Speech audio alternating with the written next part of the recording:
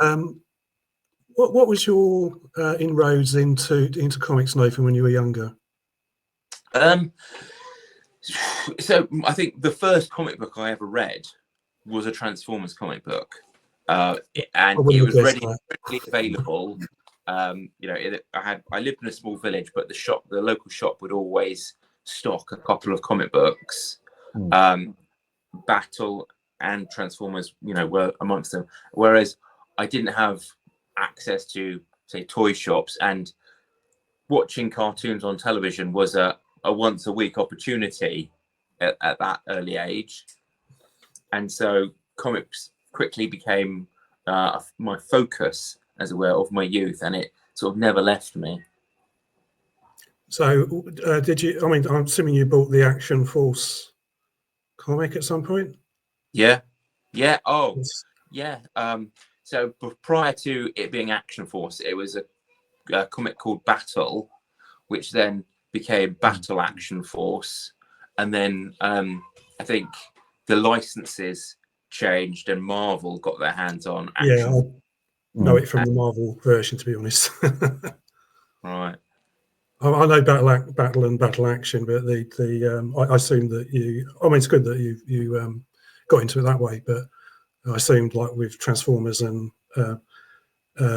Action Force were both under the Marvel umbrella, that you got in that way. But yeah, that's cool. And what did you go through from there? Or was that really your way out of reading comics? Well, so obviously when I was in my mid-teens, the Transformers and the Action Force, which then changed to G.I. Joe, stopped. And so I had to move on to other things, and I moved on to sort of 2000 AD and superhero comic books from America and that sort of thing. And then I went at college, where I got my eyes open to sort of more European comic books, which was a very different ball game to American stuff. And more almost more cinematic comic books. And I was exposed to things like Sin City, and things that just broke. Nathan Never is I think it's a Italian comic book, favorite of mine, and Dylan Dog, and lots of European titles that have been translated, and I just love it. And I have close to about 10,000 comic books in my collection. My roof, my loft, is probably going to explode at some point. Well, I think I managed 6,000 to 7,000, I think, before I stopped collecting. It does take up a lot of room. And the chances are, it's like you ask yourself, am I going to read these again? And you go back to a few favourites, but the bulk of it, I don't think I ever revisited them after reading them the once. And what you want to do is try to clear the loft area, and then you'll find that you end up reading them, because you go, oh, that looks, I remember that one, and you'll suddenly start browsing, and next thing you know, you're really into it. And I was surprised that about 10 years ago, I had to sell off a load of my comics, and I had a bunch of them, including some Transformers that I hadn't read in a very, very long time, and I thought they'd be pretty much worthless. And a friend of mine was helping me move them, and he went, "Nope, I'll sell these for you." And I went, "Can't really demand, is it?" And he put them on eBay, and he got a very good price for them. And I thought, "Ooh, there is a lot more retro demand for these things than I'd assumed. There really is." For kids in that generation, who grew up with that as their sort of one of their really sort of early seminal ones, God Almighty, they're absolutely fascinated.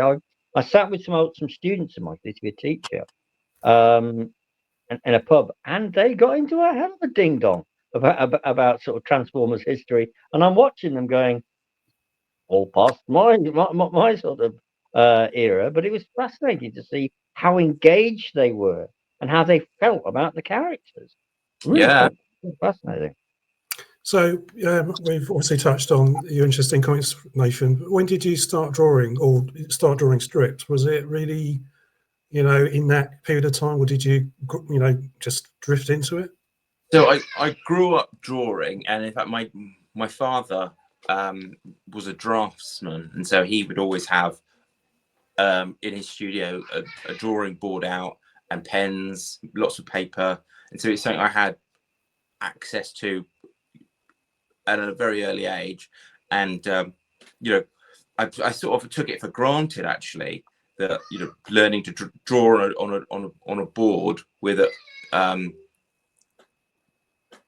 rulers and pens and compasses and sort of thing. So I got a very early introduction into being an artist, and then when I left school, I went to art college, and I was incredibly fortunate in college because I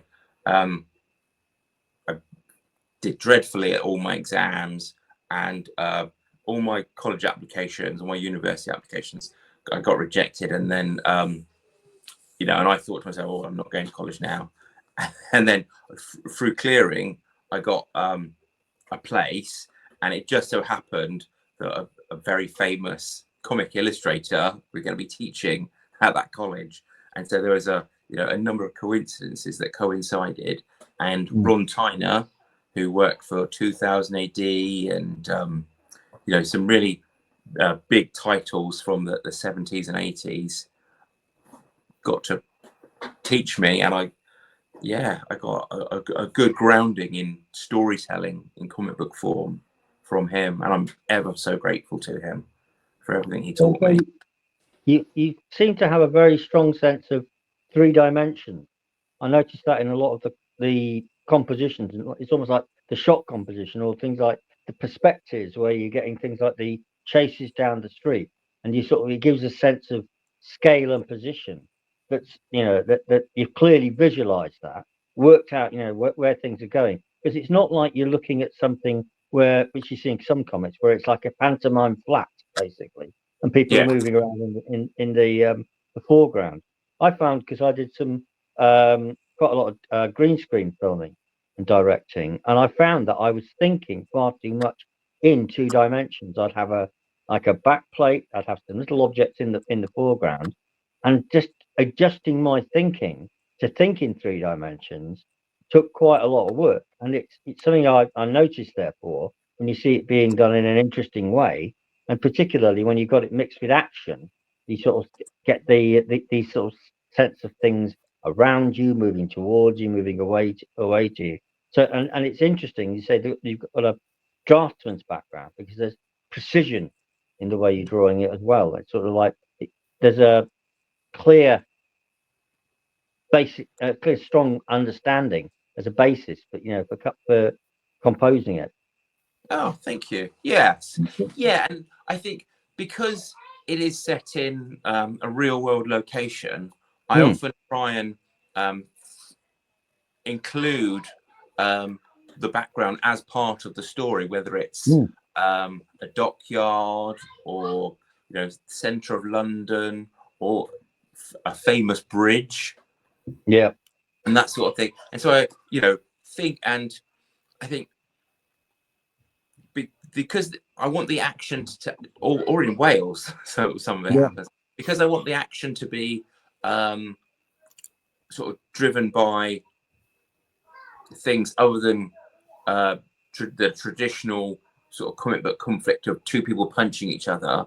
I think having that a conflict of space, of we've got to get from A to B, or we're on a chase, it can bring that same excitement that, say, Wolverine and Magneto having a punch up can bring. But in order to tell the story of a chase scene or a spying scene or something, you have to bring in that composition of locations and those sorts of things. It's really nice to see it, because when I was a kid in the 70s, I was a big fan of the Invaders comic, which often gets derided for some of its art because of Frank what's his name's eyes, for example. It was all he wasn't good at eyes, basically.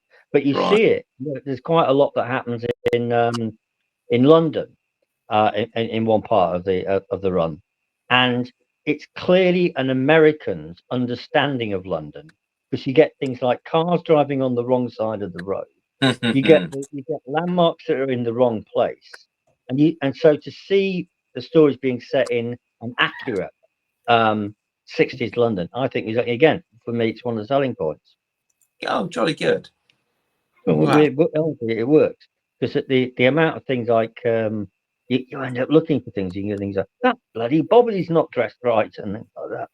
So it's just good to see it homegrown. It's something that 2000 AD I thought was generally very good at, because again, a lot of homegrown talent there.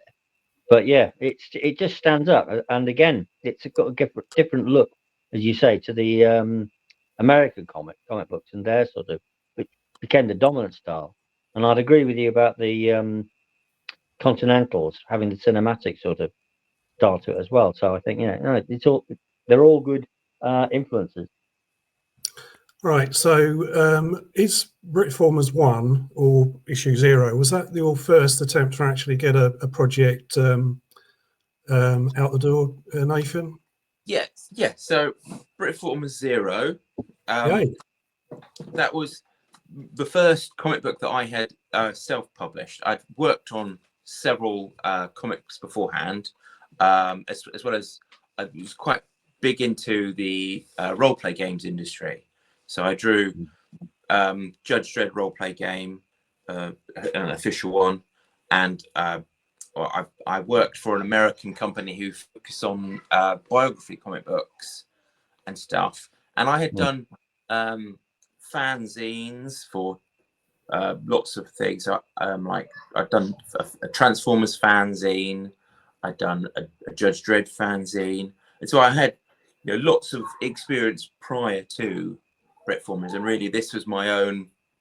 This is my first time doing everything for myself, including the publishing and the kickstarting.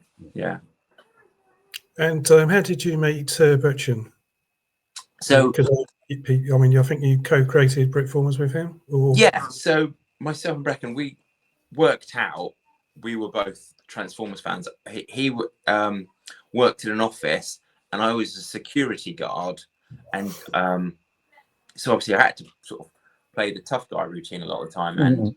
And because actually my job actually did involve getting physical a lot of the time. But, and I think I spotted on his desk one time an Autobot symbol, and I was like, "Oh, you into Transformers?" And at first he sort of shrugged it off as, "Oh, my kids gave it to me," or something like that. And then I sort of confessed that I was actually into Transformers, and he sort of confessed, "Well, oh yeah, no, I quite like Transformers. I used to have some of the toys." And very bit by bit, we sort of confessed that we shared the same geekdom to each other over a period of months. And then, I was doing a book for Tidal Wave comic books in America at the time. And when work wasn't busy, I would occasionally have my sketch put out and draw quickly. And I think he saw it and worked out, "Oh, you can draw." And I was like, yeah. And bit by bit, we hatched the idea that we could come up with a story together. And we actually worked on a fanzine together, focused on Transformers Armada, that was then published for a charity. Because I think there are different rules for what you can do with other people's IPs, and if you use someone else's IP, but for charity, it's sort of acceptable. So because you're not sort of generating profit for yourselves. So we worked for, and the charity was actually Mary's Meals, who sort of helped with getting food to children who might otherwise go hungry. So noble cause. So we did a strip for them, and then we were like, right, we've done that now. Let's think of our own thing. And we were thinking, well, we want to do something, but we don't want to have to keep hiding behind this sort of loophole, and we want to be able to tell big stories. And so we went, well, you know, sort of transforming robots can, you know, exist in all sorts of medias, from sort of GoBots to Gundam to Power Rangers. So we could just do a transforming robot story and make it our own. And it went from there. Yeah, and we went, well, if we're doing our own story, we have to come up with our own characters. And then we were playing around with, will it be all these different things? And I started with, well, you know, there's never been a Jaguar, there's never been a Mini, which is a crime. There's never been a Rolls Royce. It was dreadful. And so we're like, why don't we do these? And I love old-fashioned cars. So yeah, we focus on, you know, doing old cars. And we were trying to come up with a name, and I came up with the name Britformers, but we were saying this is just a placeholder name until we come up with something, you know, more sensible. Because at first we thought Britformers, it sounds too cliched. It sounds almost comical, you know, like Britpop or something. But the more and more we went into the story, and we've, you know, as the story evolved, we were like, this is a very British thing. So it just, the name that which we thought was a working title just stayed. I mean, that's one thing I really liked. I actually like the title. I think you've got Transformers, Britformers, so it does work on that level. And I think the 60s aspect of it as well, I thought that was great, because obviously the Transformers were a product of the 80s, and the fact he says it in the UK. So I think obviously Britformers is a you know, it's obvious, but I just love those aspects of it. I was just fascinated why you chose the 1960s as the period. It seems very sort of the cool Britannia kind of era, and it worked really well for it. And you're getting these sort of iconic things like the Minis, and I mean, it's really quite fascinating. Thank you. Do you know what? You've hit the nail on the head. It's a cool period in time. The vehicles from the 60s are iconic, and so it just meshed really well. And the look style.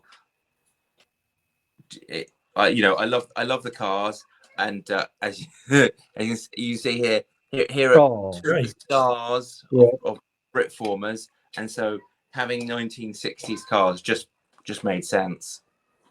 It just sort of replicated elements of things like the Italian Job, where you see the wonderful stunt driving of the Minis, which is a wonderful British icon in itself, the way they did it. And you get in the action there with added sci-fi here, you know, superhero bonus. I thought, works for me. Yeah, no, I you know, myself and Brecken Travers, when we were brainstorming the origins of this, I think originally we were thinking 1980s, because our Britformers story was sort of what I like to call Transformers adjacent. Yes. You know, and so, but when we were picking vehicles to what we thought would be make suitable characters, we were just focused on the 60s vehicles. We just honed in on them, and we liked the look of those better. And then you say the story we had in line of not being a goodies versus baddies showdown, and instead having slightly morally ambiguous characters doing a heist job.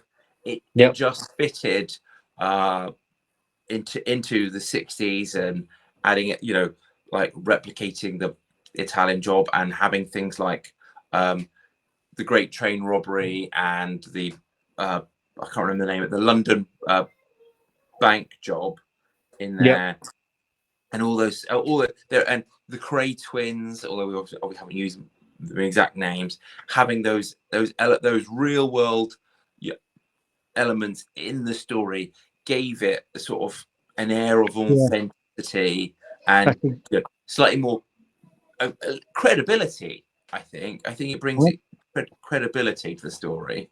That's what I definitely felt when the first reference comes up and they name check the Richardsons, and I thought, is it the Richardsons or is it another set of Richardsons? And then up comes Craig, and I went, yep, I think we'll work that one out.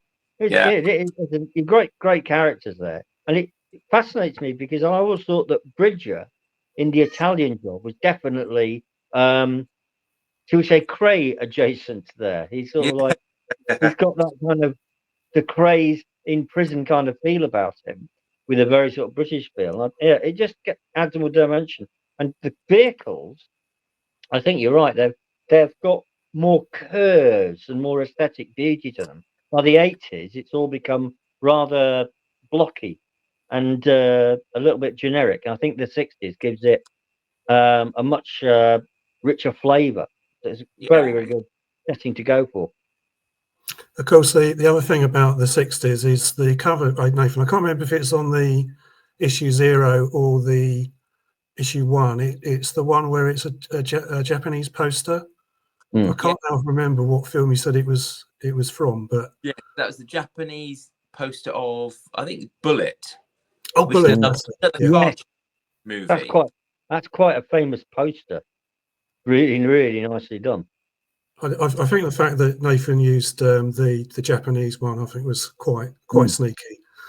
He had to point that one out to me, but I'd really like the cover. It's really, really good.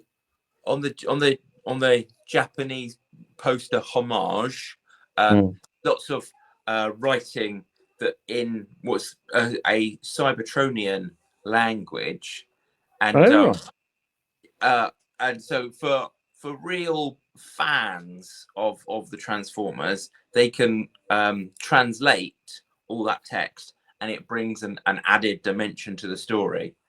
To my memory, I think it was 2017 for Britformers 1, and I think Britformers 2 was 2018. Britchen then decided to actually move on before doing Britformers 3? Yes. So we're still friends. It hasn't been like a split like the Turtles creators or anything like that. He simply said he's going to write a novel, and he needed to focus on that, and so he stepped away. But we had, from the very get-go, we had created a story arc, and so I had a template, if you will, to work to, and there was no real time frame. We were talking about, we didn't know if it's going to take us 10 issues or 5 or 6, but really this final Kickstarter for Britformers versus Armed Force, that finishes that story arc that we had created, and it works quite well. And fans of the Transformers comic books will sort of recognize some very strong homages and themes that we've sort of duplicated into this story, but put our own spin on it. And I think it ties it up quite nicely, and at the same time opens the door for a completely new story as well. I think then the next one out the gate was The Damned Night. Hopefully I've got the title right this time. Yes. So this was actually something I had done for a Canadian company when I was at college, actually. And for one reason or another, I never received payment. I never received a copy of the comic book. To my knowledge, the comic book was never actually printed. I've seen no evidence of it online or anything. And so I was just thinking, well, I've still got the original artwork.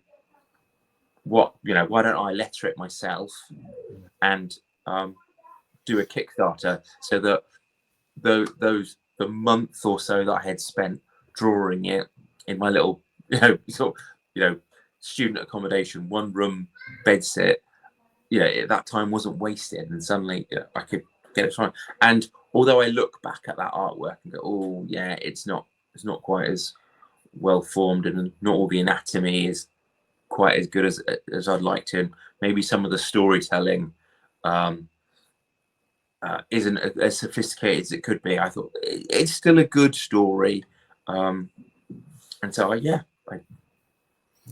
Well, I kickstarted it. Sorry, Nathan, go ahead. Yeah, so I kickstarted it, and it see, the beauty of Britformers is that I've got a target audience that's, you know, quite prolific, you know, because I could just tap straight into Transformers fans. With the Damned Knight, I found it a little bit harder. So I was looking into horror comic fans and horror movie fans. So it wasn't as big a success as Britformers, but you know, still a worthwhile experience, and it, you know, opened up you know, new avenues for me, because now I had another, you know, fan base, as it were. I had a chance to look at our coverage of Damned Knight, and I think we put half a dozen photos from the book, and I must admit, looking back at it now, I think it still looks pretty good. It's certainly a different style. It's a lot fuller. I don't know if you were painting it or using it was all media on it, but impressive looking book. Digitally enhanced, as it were. It certainly gave it a richness of colour, which I think came off well off the page. And what I have to say was my copy came to a very tragic end, because I had to go into hospital, and a load of my stuff got moved into a garage, and when I retrieved my Damned Knight, snails had basically acidified it and burnt through the cover, and I was just sort of, no, what the hell have you done? Sort of thing going. So the damnation. That's why I go digital sometimes, James. Yeah. Unfortunately, that comic book actually did far better at comic conventions than I had. So because it was only moderately successful, I always print excess, so that when I go to comic convention I can sell some, and I think it sold out so quickly. It just flew off at comic conventions, and I think that was people having the ability to look at the cover and then flick through a few pages, and go, it's consistent. Because a lot of the time when you see a comic online, you assume that the internals aren't as good as the cover. Or there's a different artist or a different style, but because it was that same painted style the whole way through, people could see, oh yes, it just did really well. And I almost wish I did more copies now. Well, I wish you had, because then I tried to replace my copy by looking on eBay. I couldn't get one at a decent price. That wound me up. And what you say about the consistency is there, because I don't know, I've discussed this with regard to the Hawk the Slayer comics that were done, which is an interesting story, fantastic cover art, but the interior art isn't in the same style. And I keep kicking myself, going, I wish it were that kind of the more sort of fluid painted kind of style, because it looks quite sort of wooden to me. So I think that the consistency itself is a good thing, and it's consistency with some quality there. Just, I can see why, as you say, browsers at a convention will go, that looks good actually, worth a look, and pick up a copy. Well, that would work for me if I'd flick through it, but I think that was 2019. I'm not quite sure the timeline now. I think, is it 2023 for Britformers 3? Yes. Yeah. And obviously, 2020 was COVID and what have you going forward. Yeah, there was a little bit of high experience. Yeah. A few failed projects, sort of commissions that fell through, and I sort of lost my focus. But got back into it and did Britformers 3, and I think there was a drop in sales, which is a little bit off-putting. But then it's a weird thing that the after, you know, and that after, you know, it's always a gamble when you go, right, I've got, say, 50 orders, but how many do I get to print? And I underestimated how many people would want to buy directly from me after the convention, after the Kickstarter. And so, yeah, once again, Britformers 3, another one sold out. Either people messaging me, or I had sales on eBay, or, you know, people picking it up from conventions. So there's another one I should have printed more. I mean, it was. I think I said to you before. I think out of the Britformers books, that really shows development, and I think the quality and value for money on Britformers 3 was such a departure from what you'd done before. So when you announced Britformers 4, I was definitely excited to see what you were going to come up with there. And I think James appreciated. Did you get to see Britformers 3, James? I can't remember if you got a copy or not.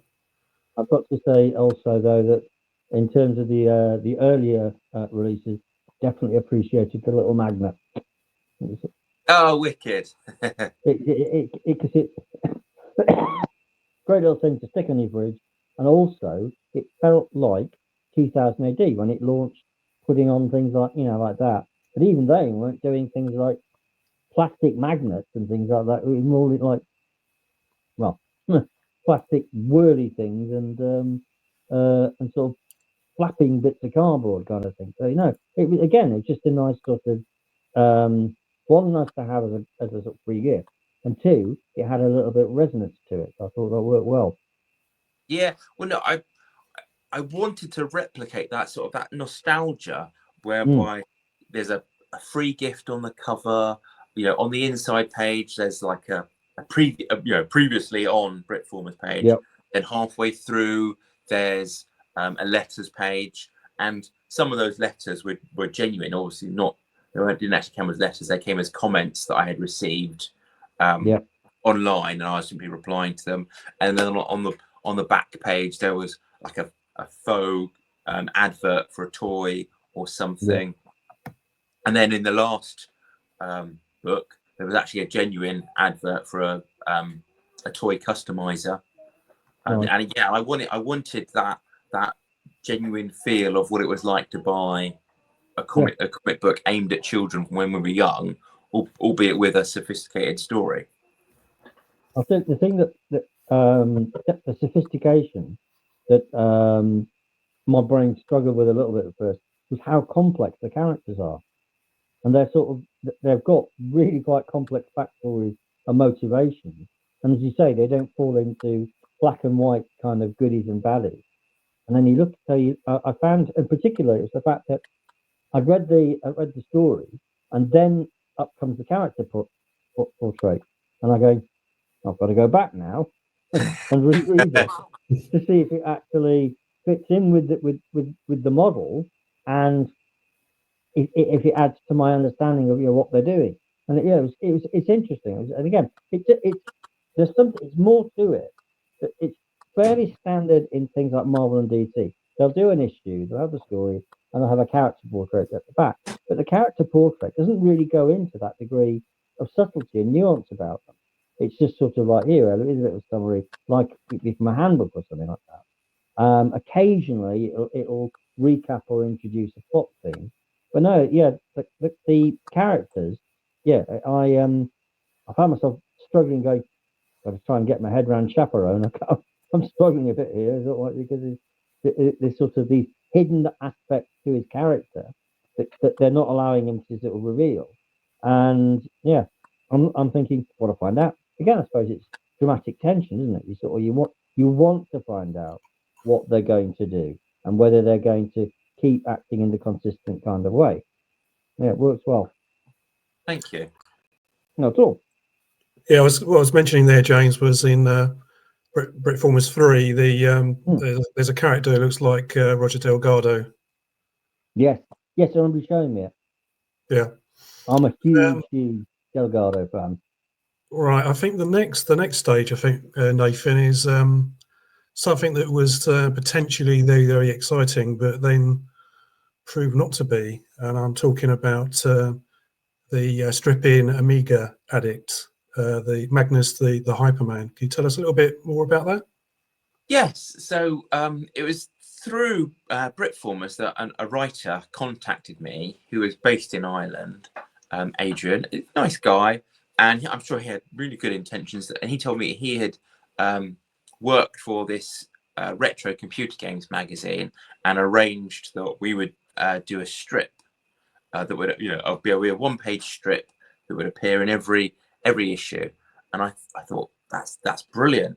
And originally, when we were talking about it, I thought each strip would be based on a retro computer game. So it'd be some sort of character and with some MacGuffin where he was able to transport himself from different computer games, so that he, the story would be, I don't know, like say he could travel into Spy Hunter, the computer game, or he could travel into Shinobi or any retro game. But it transpired that he then came up with a much more complicated story that was based on halfway between the $6 Million Man and the Fall Guy, and it was all sequential, and there was no real tie into the computer games aspect of the magazine. And I went along with it because I thought, well, he must have agreed this with the publishers, and they published the first episode, and it quickly became evident they weren't happy with this change of direction, and so we got pulled from the magazine, which is very unfortunate. And at that point, I had already drawn a considerable amount of the story, and then Adrian came up with the idea that he would kickstart the comic book himself, and we would tell a 48-page story, I think it was, and he would kickstart it. So I drew the 48 pages, and he ran the Kickstarter himself, and it was his first ever Kickstarter. And I think Kickstarters can be hit and miss, and like I've mentioned previously, it's easier to do a Kickstarter if you've got a fan base you can tap into.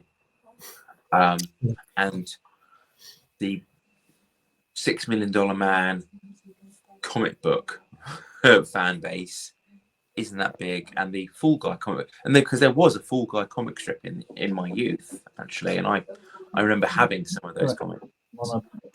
That was in looking. Yeah, they ran $6 Million Man as well, although the Americans did do $6 Million. I think I can't remember what publisher, something like Key or one of those ones. The thing I thought was really sad about it was your material was on the high street, in every WH Smith in the land. And I went to get the next issue, and I don't know why, I just flipped through it, I suppose, just to see what's in that issue, and no strip in there.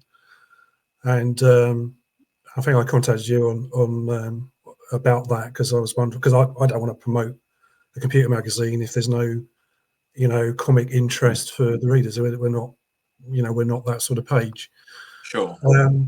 The other thing was obviously doing the Kickstarter on it. I think the problem, well, not a problem, but the thing that sort of put me off a little bit with it was obviously your writer is based in Ireland, and therefore it was actually the postage from Ireland, because obviously it's part of the EU, to come to the UK. I thought was a bit steep. It would have made more sense to maybe have you have it and launch it. So it, because I would imagine the majority of the audience for that would most likely be the UK rather than Eurozone. Yeah. It's quite And quite I funny offered because to him sorry. to do that we could split the printing, so he could have an Ireland-based printers, I could have a UK-based printers, and we could both dispatch from us to save on postage. But I think he didn't want to give away control of the story in that way, and so he didn't go for it. And yes, postage from Ireland, it just made it unpractical. And I always try to keep my costs down as well, and which I think helps with sales. So I keep the costs down. I try and make my comic books competitive with the comic books you could pick up at the newsagents. And I think he had gone for a slightly higher premium than me in both comic book cost and postage, which didn't help. But it's a thing with my comic books. I'm not doing it to make a profit. I like to break even, and this Kickstarter that's currently is doing very well, and I will make a profit, which is nice. But I aim for just cover my costs, and if the comic book is a success, then I'll make a profit. I mean, I quite like that idea. I mean, both you and Corkhead Comics have all got you've got comics in a lower range, because I think it allows more of an impulse buy. Yeah. Whereas, like, I think I crowdfund projects from America, but you're talking $25 straight away, and that's without shipping on top of it. So it has to be a very good. It has to be a graphic novel type deal for me to be that interested. I think the next thing which surprised me was the next thing. Sorry, James. I was just going to say a couple of points about the Hyperman concept. It's quite interesting that I think you're right that it wasn't a good tie-in to the Amiga magazine because it's not got the links there to the target audience. There was a resurgence of $6 Million Man interest because they ran the comics that told a sort of pastiche extension story about what was his name, Oliver something. He was the guy who actually commissioned Steve Austin as a cyborg in the pilot, and then of course it becomes Oscar Goldman in the in the main run. But they used Oliver as a villain basically, and he's basically got an alternative project because he's got disillusioned with the cyborg with Project Cyborg, and it was quite an interesting one, bringing in lots of $6 Million Man, quite esoteric little connections, and that worked quite well. So there was interest.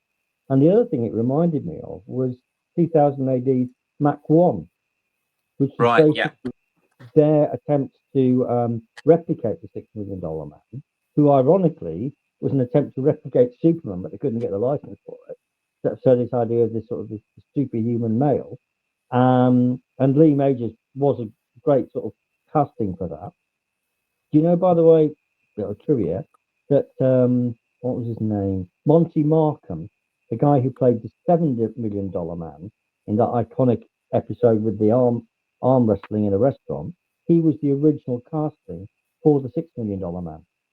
So there's actually a little sort of in joke there.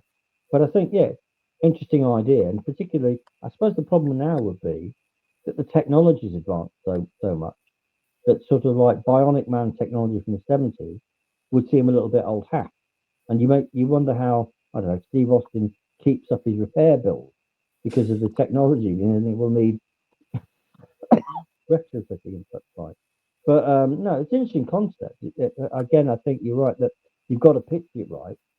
You've got to find the target audience for it, and you've got to make contact with them, make them aware of it, and build up their interest. So yeah, interesting. Yeah, as I was saying, I think the next on your CV, which surprised me, was the fact you've done a novel. Yes. Can you talk a little bit about that? Yeah. So I wrote it over a period of about 4 years, and I literally would write it on my phone. So if I was sat on a train or a bus, I would go into the notes section and just start jotting down ideas. And I think it started off me thinking I was going to write a script for a comic strip, and it just spiraled to the point where the story that I had in mind was just too big to tell in a comic strip, and I was like, well, this would be an entire graphic novel.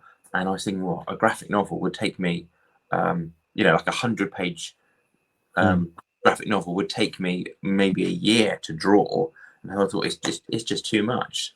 And so I decided I would change it, and it would be a novel. And actually, once I put it into novel format, I found it was a little bit too small, and so I had to sort of not pad it out, but I had to make the story even bigger.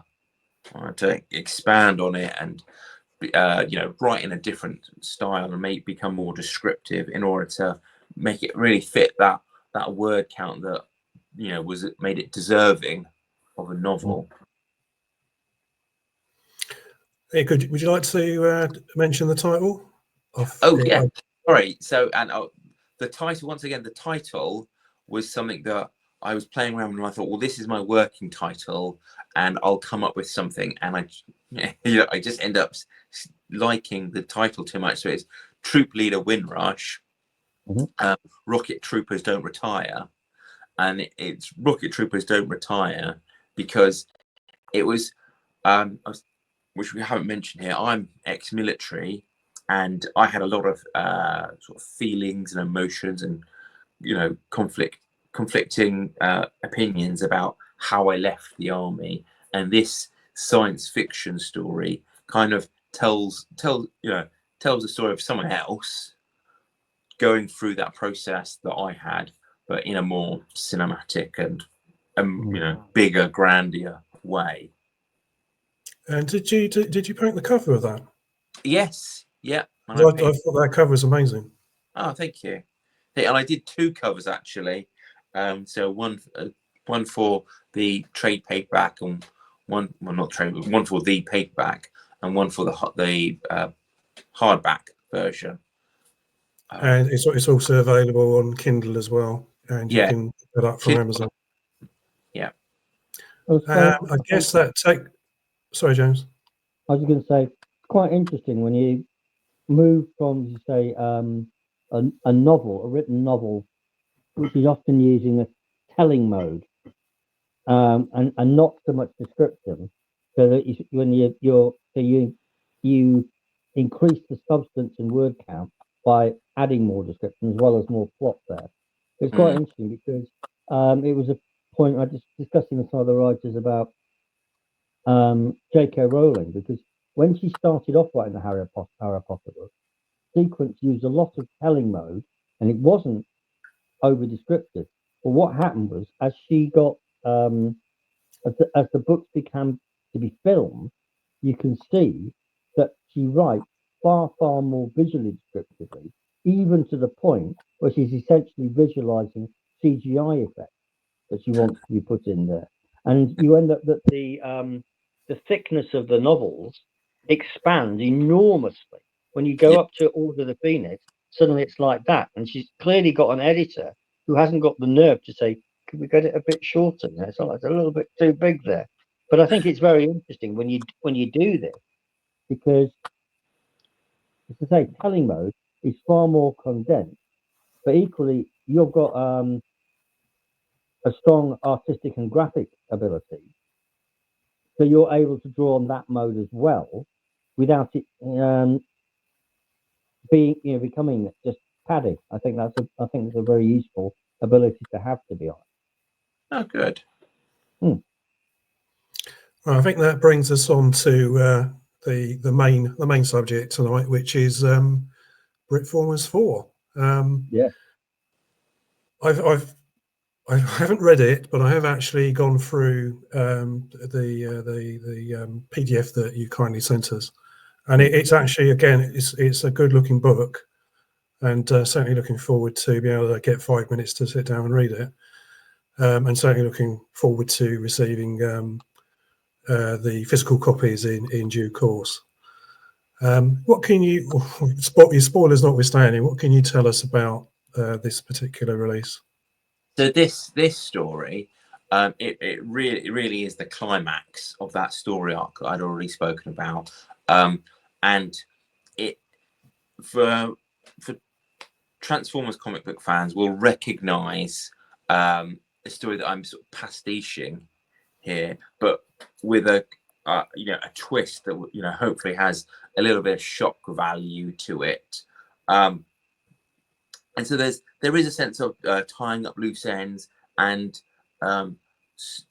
laying the foundations to start a new story, a new arc in this. And this story is a handover from the 60s vehicles on age, and I see this is how I make sure my drawings have that precision and 3D. Says I try my best to hold of models of the cars that I'm drawing, so I can get the perspective and the angles and everything right. But yes, there's a handover to the modern era in this comic book, and hopefully, although we talk about how much we love the 60s cars, this having this modern era comic strip will open the comic book up to a larger audience when they go, oh yeah, modern stuff. And I live not far from the mini factory, and I'm hoping that once I get physical copies of the comic book, I can pop down there and see if I can have some photos of me holding the comic strip on next to the production line. I think that would be exciting because I'm a car fan. So get a couple of copies signed by the mini, as in a tire track going over the cover kind of thing. Sort of like give you that iconic physical look. Yeah, I would quite like to actually base maybe a future episode of Generation 2 of Britformers in a car factory. So because almost like sort of Terminator 1, where there's that juxtaposition between automaton robots, self-aware robots, and all those sorts of things. There's lots of storytelling that can be done in that setting, and as you know, I quite like having real world settings for my stories, so I think that'd be really good. But this comic Kickstarter, Britformers 4, is doing really well. It's exceeded my expectations. It's taken off, so I'm really pleased with how well it's going, and there's still time. And of course, I've backed myself into a corner somewhat, and I've said if it goes over, I think it's 400%. I think it is. If it goes under 400% backed, I have to draw an additional 4 pages. So I've set a deadline for when I'm going to have these comics printed and sent out to people. So I've got to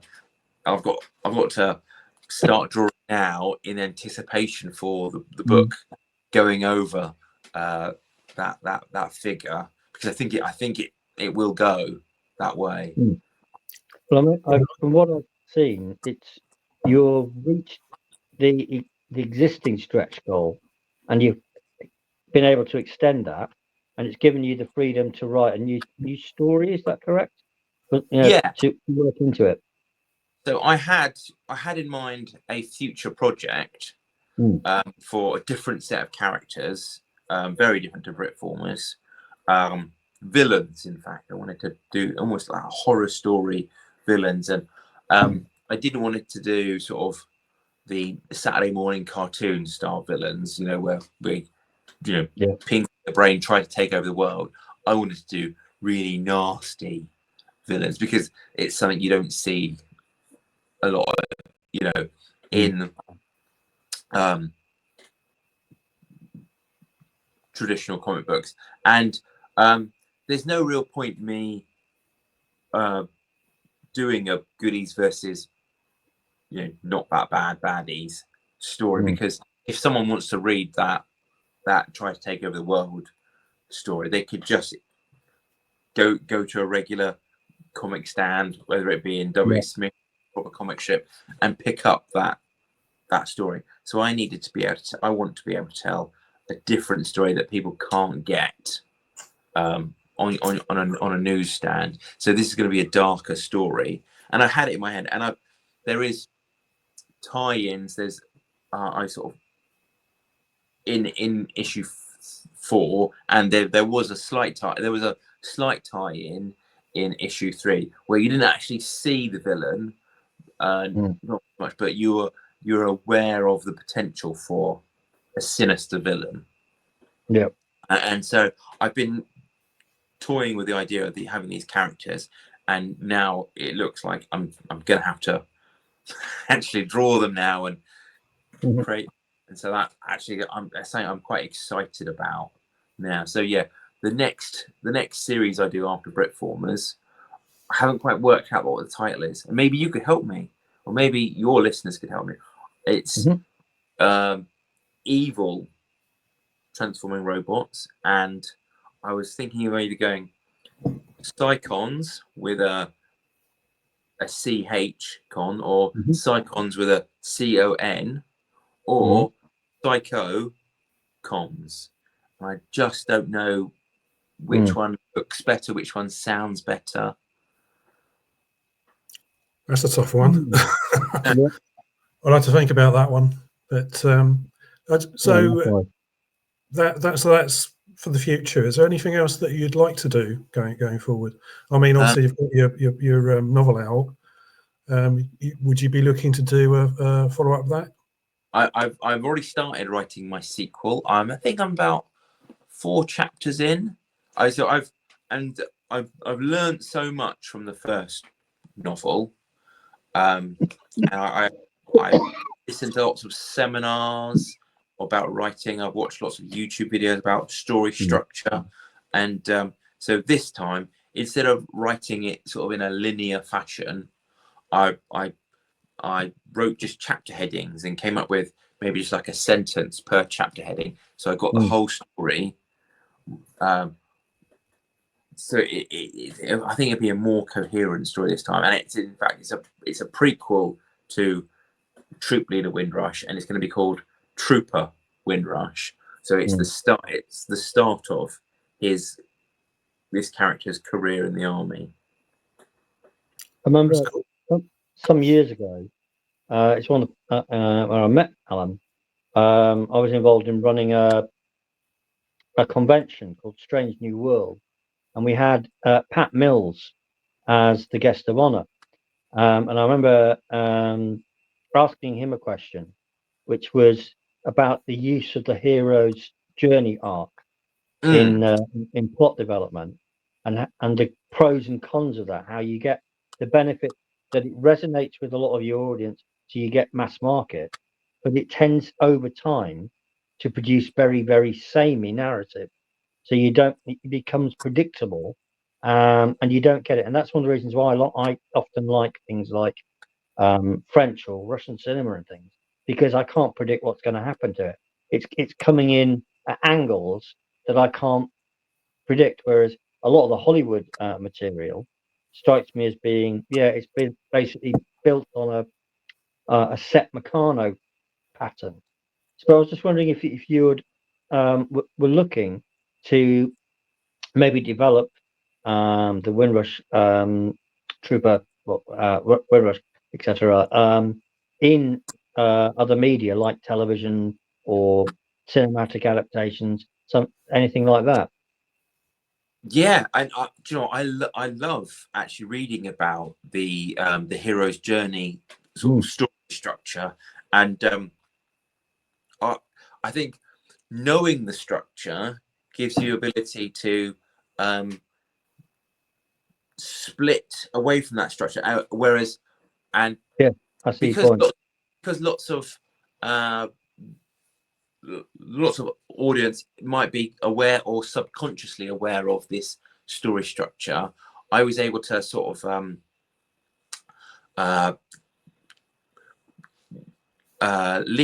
lead the audience down that path of thinking I was following that structure.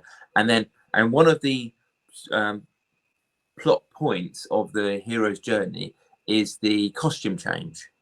So when the hero so originally at one point the hero is meant to be reluctant to become a hero, and then in order to fulfill his journey, they need a costume change. And in Troop Leader Windrush, he resists the costume change, which I thought was a nice not to. I'm aware of where you think this story is going, and this is how I'm tricking the audience and then leading them on to tell a different story.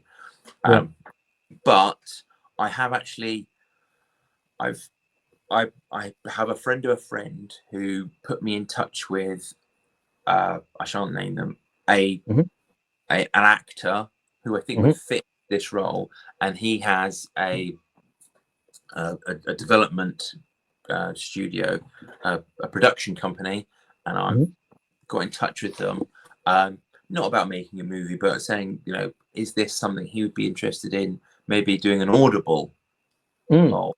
And I don't have the funding to do that sort of thing, but there's crowdfunding, there's other options where there's if he was to say yes, we could do something, I'm sure there's ways I could find, either generating the revenue myself or finding a company that would be prepared to take it on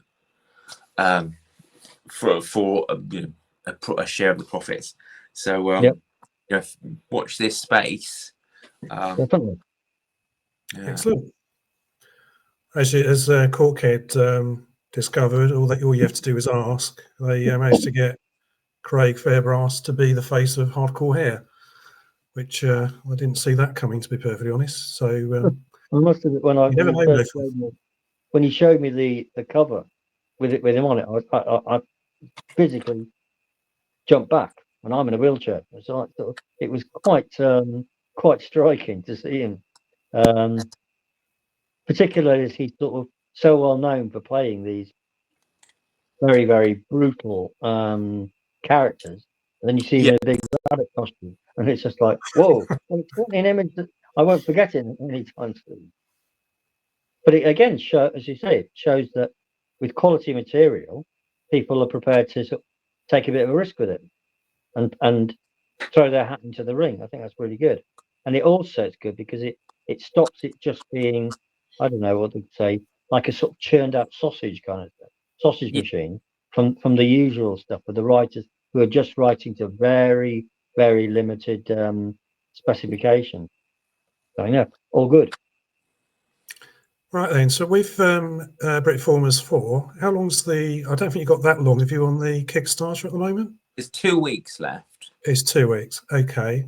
The other thing I just wanted to mention was if people were interested in checking out the previous issues of Britformers, they're on a digital site, aren't they? Is it called Issue? itch.io, which is actually a computer games sort of platform for indie computer games, but it has a comic book section. Years ago, I tried to get the first issue of Britformers onto what was Comixology, and I got declined on the basis that they wanted more issues before they were prepared to take it on. But I think they get a lot of indies that start a comic strip and then never finish it. But now Comixology has been merged with Kindle. Now that I've got a complete story arc, looking at getting it onto Kindle comics is maybe something I should do in the future.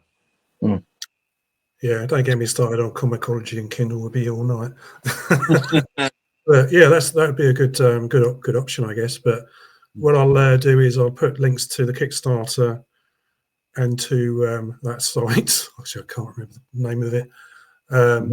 In the description below, so people can check that out. Is there anything else you'd like to add, Nathan? Or is there any questions I should have asked you that I didn't? Put you on the spot here. Yeah. Well, let me quickly show you an exclusive sneak peek of some of the artwork Cool. for issue 4, just to whet your audience's appetites for the strip. You might notice a famous landmark there for a chase sequence, which, as you know, I do love a good chase sequence. And here's another famous London landmark. You might be able to work out where that is. Well, maybe once you've read once you've read more of the story. And as I mentioned, I'm a big fan of the Palatoys version of Action Force, and this issue features a famous character from that strip. And Well, I read the issue 4 today, and that did stand out to me. I was saying, oh, I know I've seen you before, and sort of trying to sort of stop the illusions and things like that. That's good. Yeah. So it's exciting times. What else? Don't give away too many. I should have put these in order. Here's a nice action sequence that took a lot of framing of and working out of where it is. But there you go. Very good. Exclusive. Right. So Britformers 4 is currently on Kickstarter. So you got a couple of weeks to go with that. I'll confirm the last date. And Magnus the Hyperman is available. I'll put a link to that, which has got Nathan's artwork in it. I think that's about it. I think, gentlemen.